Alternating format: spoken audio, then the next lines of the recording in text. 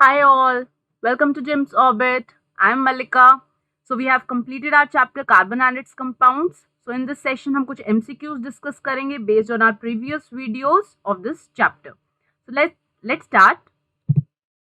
First question, Buckminster fullerene is an allotrope of, ये हमने अपनी प्रीवियस वीडियो में ही डिस्कस किया था जहाँ पे मैंने आपको एलोट्रॉप्स ऑफ कार्बन बताए थे. तो वहां पर मैंने आपको 3 एलोट्रॉप्स ऑफ कार्बन डिस्कस किए थे. एक था डायमंड, दूसरा था ग्रेफाइट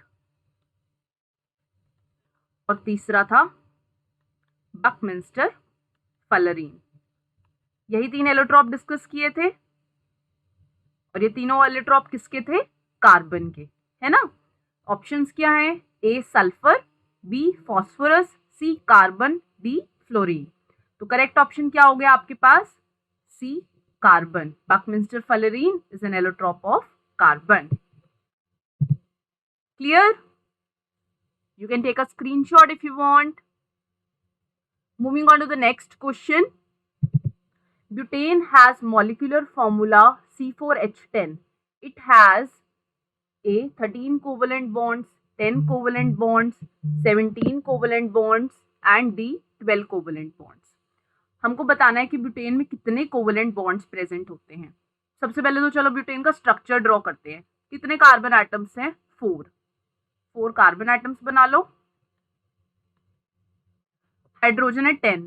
आपको हाइड्रोजन 10 काउंट करने की जरूरत नहीं है, सिर्फ आप कार्बन की वैलेंसी पूरी करते जाओ. कार्बन की कितनी वैलेंसी होनी चाहिए? 4. यहाँ पर इस कार्बन की एक वैलेंसी ऑलरेडी सेटिस्फाइड है तो आपने 3 और हाइड्रोजन प्लेस कर दिए. सेकेंड कार्बन पे आते हैं, इसकी 2 वैलेंसीज ऑलरेडी सेटिस्फाइड है तो आपने यहाँ पे 2 और हाइड्रोजन प्लेस कर दिए. अब coming on to this carbon atom, इसकी 2 वैलेंसीज ऑलरेडी सेटिस्फाइड हैं तो आपने हाइड्रोजन से सेटिस्फाई कर दी.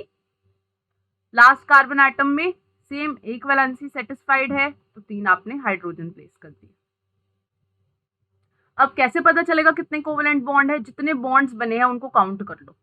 सिंस कार्बन कोवेलेंट बॉन्ड्स बनाता है तो काउंट कर लो बॉन्ड. 1 2 3 4 5 6 7 8 9 10 11 12 13. टोटल कितने बॉन्ड्स हो गए कार्बन और हाइड्रोजन के बीच में? 13. तो कितने कोवेलेंट बॉन्ड्स बन रहे हैं हमारे पास? कार्बन हाइड्रोजन और कार्बन कार्बन को कंबाइन करेंगे तो 13 covalent bonds. So your correct option is a, that is 13 covalent bonds butane has.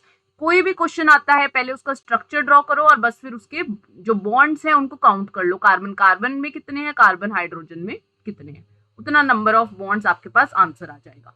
So question number 2 का आंसर है A, that is 13 covalent bonds. Clear? Moving on to the question number 3. Which one of the following statements are usually correct for the carbon compounds? First, they are good conductors of electricity. Second, they are poor conductors of electricity. Third, they have strong forces of attraction between their molecules. And fourth, they do not have strong forces of attraction between their molecules. अब carbon and it's compounds में जब हम study कर रहे थे तो मैंने आपको कुछ प्रॉपर्टीज डिस्कस करी थी. यूजुअली जो प्रॉपर्टीज होती हैं कार्बन कंपाउंड्स की, are they good conductors of electricity? False. They are not good conductors of electricity but they are poor conductors of electricity. Exception भी बताया था ग्रेफाइट का, बट यहाँ पर हमें जर्नली बताना है यूजुअली क्या स्टेटमेंट्स करेक्ट हैं कार्बन कंपाउंड्स के लिए, तो हम एक्सेप्शंस को एक्सक्लूड कर देंगे.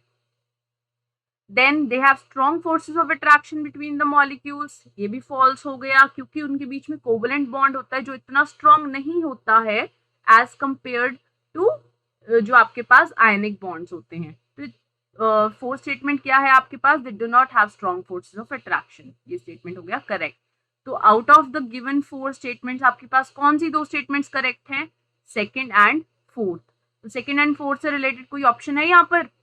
ए, बी, सी एंड डी में से ऑप्शन डी. सो यहाँ पर आपके पास ऑप्शन डी करेक्ट हो गया जिसमें आपके पास ऑप्शंस गिवन है second and fourth. Clear? So question number 3 के लिए क्या ऑप्शन करेक्ट हो गया? D, that is second and fourth. Clear? Moving on to the question number 4. Which of the following does not belong to the same homologous series? Homologous series जब मैंने आपको पढ़ाया था, 3 सीरीज बताई थी, एल्केन्स की और एल्काइंस की, है ना। यही 3 सीरीज बताई थी, एल्केन्स, एल्कीन्स और एल्काइंस की। एल्केन्स के लिए जर्नल फॉर्मूला क्या बताया था? CnH2n+2। एल्कीन्स के लिए जर्नल फॉर्मूला क्या बताया था? CnH2n। और एल्काइंस के लिए जर्नल फॉर्मूला क्या बताया था? CnH2n-2। ये कैसे कंपाउंड्स होते हैं? जिनमें ट्रिपल बॉन्ड होता है कार्बन कार्बन में। एल्कीन्स में कार्बन कार्बन में डबल बॉन्ड और एल्केन्स में कार्बन कार्बन में सिंगल बॉन्ड। तो आइए देखते हैं इनमें से कौन सा ऐसा कंपाउंड है जो होमोलोगस सीरीज को सेटिस्फाई नहीं कर रहा। या तो ये सारे कंपाउंड्स एल्केन्स को बिलोंग करने चाहिए, या एल्कीन्स को, या फिर एल्काइंस को। Starting from the first compound CH4। CH4 में अब देखो कार्बन 1 है, हाइड्रोजन 4 है। कौन सा फॉर्मूला सेटिस्फाई हो रहा है? एल्केन्स का। ठीक है। C2H6, number of carbon atoms अगर मैं 2 रख दूं तो एल्केन्स में हाइड्रोजन कितने हो जाएंगे? 2 2 जा 4 + 2 6। तो C2H6 भी क्या हो गया? एल्केन में आ गया। C देखो C3H8, अगर मैं कार्बन को 3 रख दूं तो हाइड्रोजन कितने हो गए एल्केन्स के लिए? 8। मतलब C जो है वो भी एल्केन्स में आ रहा है हमारे पास। लास्ट C4H8, अब अगर मैं हाइड्रोजन को, कार्बन को 4 रखूंगी यहाँ पर, तो मेरे पास अगर एल्केन्स की बात करें तो हाइड्रोजन कितना होना चाहिए? 10। मतलब ये जो लास्ट कंपाउंड है ये एल्केन सीरीज में नहीं आ रहा, रेस्ट 3 कंपाउंड्स आपके पास एल्केन सीरीज में आ रहे हैं। तो C4H8 किस सीरीज को बिलोंग कर रहा है? देखो N4 है, हाइड्रोजन जस्ट उसका डबल है, मतलब this belongs to alkenes. Rest 3 आपके पास एल्केन से बिलोंग कर रहे हैं, बट जो D है वो एल्कीन से बिलोंग कर रहा है। तो देयरफॉर आपके पास जो ऑप्शन करेक्ट हो गया as per the given question, that is option D. Okay, moving on to the next question. Which of the following structures correctly represents the electron dot structure of a chlorine molecule? Electron dot structures बनाने सिखाए थे। Chlorine का atomic number कितना होता है? 17। Electronic configuration 2 8 7। अब जो outermost shell के इलेक्ट्रॉन्स होते हैं उसको हम रिप्रेजेंट करते हैं डॉट स्ट्रक्चर में। कितने आउटरमोस्ट शेल में? 7 वैलेंस इलेक्ट्रॉन्स। तो 7 इलेक्ट्रॉन्स को शो कर दो, यहाँ पे कर दिया शो। क्लोरीन मॉलिक्यूल है, मतलब एक और ले लो क्लोरीन का, क्योंकि मॉलिक्यूल में 2 एटम्स ऑफ क्लोरीन होते हैं ना, सिंस क्लोरीन हमारे पास डायटोमिक होता है, तो क्लोरीन में आपके पास 2 एटम्स एक साथ कंबाइंड होते हैं। तो क्लोरीन मॉलिक्यूल में Cl2 की बात हो रही है। ऐसे ही इस क्लोरीन के पास भी 7 इलेक्ट्रॉन्स शो कर दो। कर दिए। अब देखो क्लोरीन के पास 7 तो खुद के हैं, उसको एक और चाहिए ताकि वो स्टेबल हो जाए, तो वो क्या करेगा? एक इलेक्ट्रॉन इस वाले क्लोरीन एटम से शेयर कर लेगा। ऐसे ही ये वाला क्लोरीन एटम भी 7 इसके पास है, एक वो इलेक्ट्रॉन इस वाले क्लोरीन एटम से शेयर कर लेगा। ठीक है, यही किया। अब इन दोनों के बीच में एक बॉन्ड बन गया, सिंगल बॉन्ड बन गया क्लोरीन और क्लोरीन के बीच में। अब देखते हैं कि इलेक्ट्रॉन डॉट स्ट्रक्चर कौन से ऑप्शन में आ रहा है। ऑप्शन ए देखिए, 6 इलेक्ट्रॉन्स ये हैं, एक इलेक्ट्रॉन की यहाँ पे शेयरिंग शो हुई है। ऑप्शन बी में 4 इलेक्ट्रॉन्स ये रहे, यहाँ पर इन्होंने ये बीच में जो 2 इलेक्ट्रॉन शो करे हैं, लेकिन यहाँ पर 4 इलेक्ट्रॉन्स हो गए, तो ये स्ट्रक्चर तो रॉन्ग हो गया। सी ऑप्शन में देखिए 2 इलेक्ट्रॉन्स की शेयरिंग दिखा दी, ये भी रॉन्ग हो गया क्योंकि एक इलेक्ट्रॉन की शेयरिंग हो रही है। डी ऑप्शन में देखिए आपके पास नंबर ऑफ इलेक्ट्रॉन्स ही उन्होंने पूरे नहीं लगाए, जैसे कि उन्होंने ऑप्शन बी में करा, तो ये ऑप्शन भी रॉन्ग हो गया। तो out of the given options कौन सा ऑप्शन सेटिस्फाई हो रहा है? Option A. ठीक है, तो आपके पास जो ऑप्शंस गिवन है उसमें से करेक्ट ऑप्शन क्या हो गया? Option A, that is correct for the given electron dot structure of chlorine. Okay, so moving on to the next question. Question 6. C3H8 belongs to the homologous series of alkenes, alkanes, alkynes या cycloalkanes.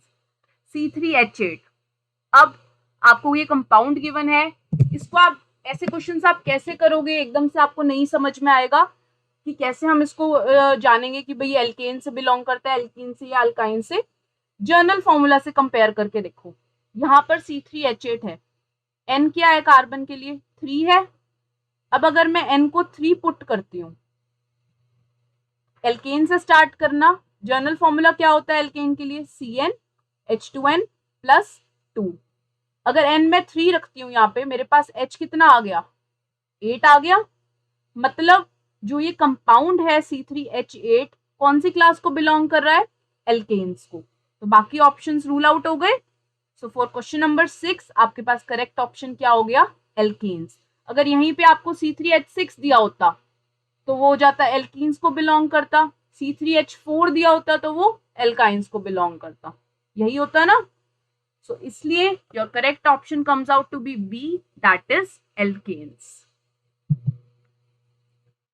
Coming on to the question number 7, the property of self-linkage among identical atoms to form long chain compounds is known as A.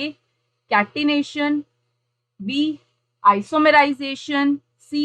superposition, D. halogenation। आपको जब मैं versatile nature of carbon पढ़ा रही थी तो उसमें मैंने आपको बताया था that carbon has a unique tendency of self linking. तो इस सेल्फ लिंकिंग प्रॉपर्टी को हमने एक नेम दिया था, क्या नेम बताया था वो, catenation. Catenation is the self linking property of carbon to link itself with other carbon atoms, ताकि वो लॉन्ग चेन कंपाउंड्स फॉर्म कर पाए। That is why carbon has a versatile nature and numerous number of compounds are possible because of this property of carbon. Clear? For 7th, which option comes out to be correct? Option A. Coming on to the next question. A molecule of ammonia has A. only single bonds, only double bonds, only triple bonds, 2 double bonds and 1 single bond. ऐसे questions जब आप attempt करोगे, सबसे पहले तो आप ammonia का structure बनाओ, इलेक्ट्रॉन डॉट स्ट्रक्चर बनाओ पहले अमोनिया का। अमोनिया के पास कितने इलेक्ट्रॉन्स होते हैं आउटरमोस्ट शेल में, क्या होता है इसका एटॉमिक नंबर 7, कॉन्फ़िगरेशन 2 5 है ना। तो कितने इलेक्ट्रॉन्स हो गए, 5 वैलेंस इलेक्ट्रॉन्स है, यहाँ पर आप 5 इलेक्ट्रॉन्स को शो करोगे, डॉट या क्रॉस से शो कर सकते हो। कितने हाइड्रोजन एटम अटैच है इसके पास, 3 हाइड्रोजन है, 3 हाइड्रोजन लगा दो। हर एक हाइड्रोजन के पास एक एक इलेक्ट्रॉन होगा। अब देखो नाइट्रोजन का ये जो इलेक्ट्रॉन है, अब दोनों ही चाहेंगे कि हम स्टेबल हो जाएं, है ना। तो क्या होगा, इसके पास 5 इलेक्ट्रॉन्स हैं, एक एक इलेक्ट्रॉन अगर वो इससे शेयर कर ले तीनों हाइड्रोजन एटम से तो वो सेटिस्फाई हो जाएगा उसका बॉन्ड। तो ये नाइट्रोजन क्या करेगा, हर एक हाइड्रोजन एटम से एक एक इलेक्ट्रॉन को शेयर कर लेगा। इस तरह हो गया नाइट्रोजन का कंप्लीट ऑक्टेट। ऐसे ही अब हाइड्रोजन भी स्टेबल होना चाहेगा तो हाइड्रोजन क्या करेगा, नाइट्रोजन से एक एक इलेक्ट्रॉन की शेयरिंग कर लेगा। जैसे इस हाइड्रोजन ने ऐसे शेयरिंग कर ली, इस हाइड्रोजन एटम ने इस तरह शेयरिंग कर ली, इस हाइड्रोजन एटम ने इस तरह शेयरिंग कर ली। ठीक है, तो कैसे सिंगल बॉन्ड बन गया इनके बीच में और 2 इलेक्ट्रॉन्स फ्री रह गए।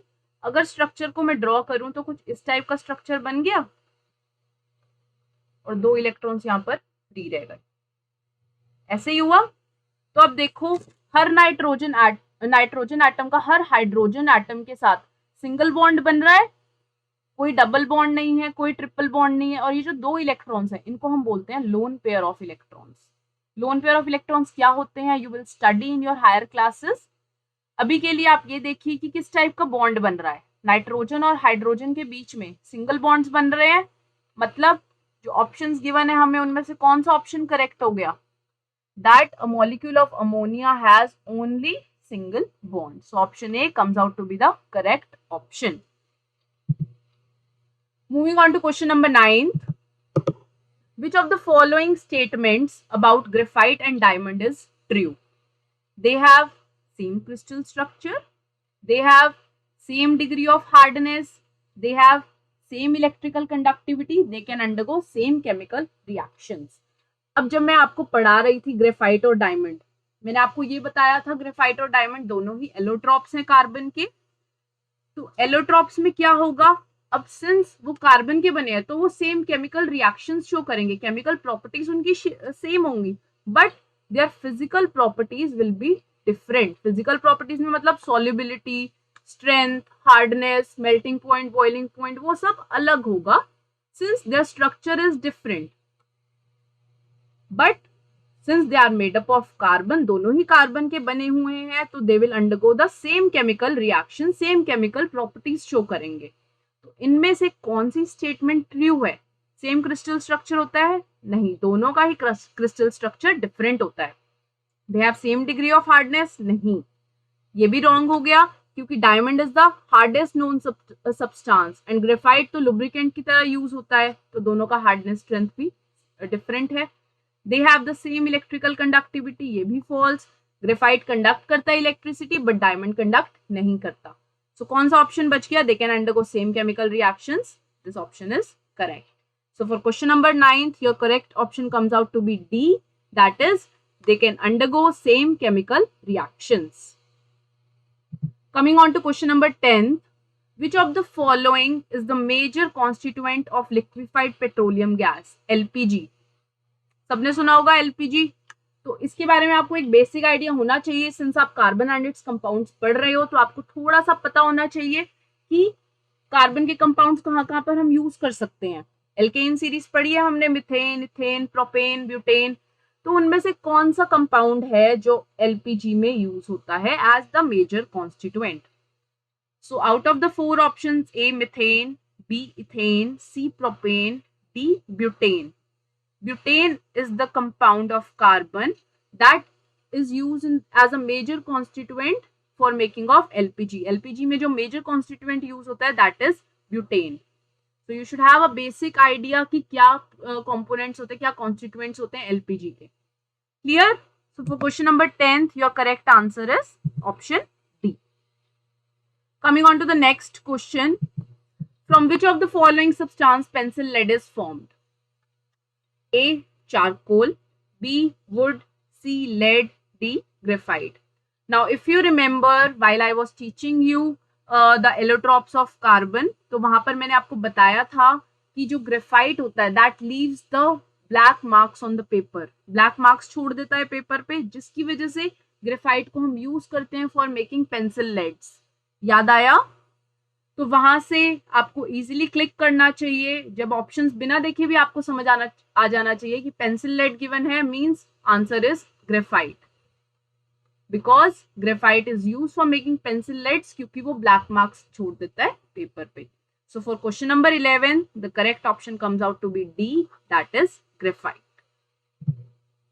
Clear? Moving on to question number 12. Why does carbon forms compounds mainly by covalent bonding? अब कार्बन कोवेलेंट बॉन्डिंग से ही क्यों कंपाउंड्स फॉर्म करता है? आयनिक बॉन्डिंग क्यों नहीं दिखाता? ऑल्दो मैं अपनी वीडियो में आपको ये एक्सप्लेन किया था. Let's see what are the options.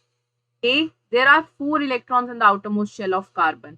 4 electrons होते हैं आउटरमोस्ट शेल ऑफ कार्बन में, पता है. कार्बन टेट्रावेलेंट होते हैं, 4 इलेक्ट्रॉन्स है कार्बन के पास, as its electronic configuration is 2,4. ठीक है.